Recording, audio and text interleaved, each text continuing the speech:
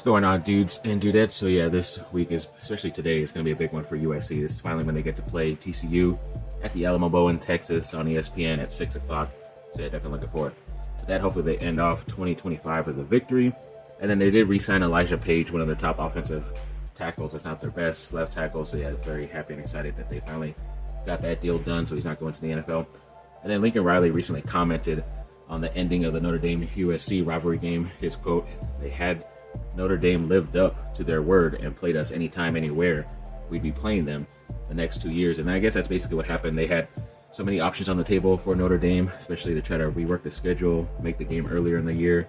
And all Notre Dame kept saying is, yeah, we'll play them anytime, anywhere. And then once those talks kind of went down, then like 5 minutes later, they had the deal in place to play against BYU over the next 2 years. So I know a lot of people said the scheduling, they wouldn't play each other till like 2031 or something like that. But I think even Lincoln Riley said the next couple of years, so if they could work out a deal. So we'll see what ends up happening. He probably won't be here if his tenure ends up going that bad. But either way, hopefully the next coach or even Lincoln Riley will get this deal done officially. And then Sam Darnold, this is the only quarterbacks all time with consecutive 13-win seasons. He's now part of a list of Tom Brady, Rodgers, Manning, and Brett Favre, which is pretty crazy.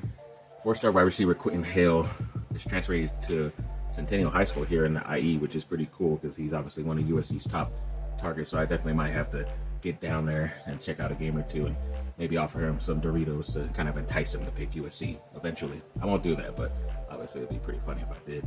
And when it comes to a top 2027, another 4-star wide receiver, Osani Gales, they're saying one team is in the lead and another school is emerging, and they have USC in this picture, so hopefully USC is at least one of those schools.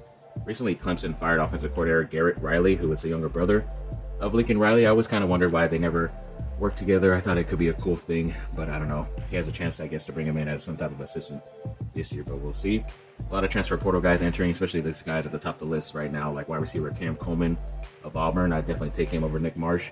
Utah edge John Henry Daly, 6'4", 255. That's a couple years left.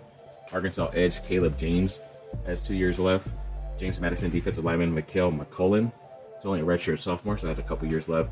Penn State linebacker Keon Wiley into the portal, has 2 years left. Linebacker from LSU Princeton Malbrew. I don't know how many years he has left, but he's a big dude at linebacker. Another Penn State linebacker Keon Wiley, or that's the same guy. So yeah, either way, my bad. And then Colorado State defensive back Chance Harrison.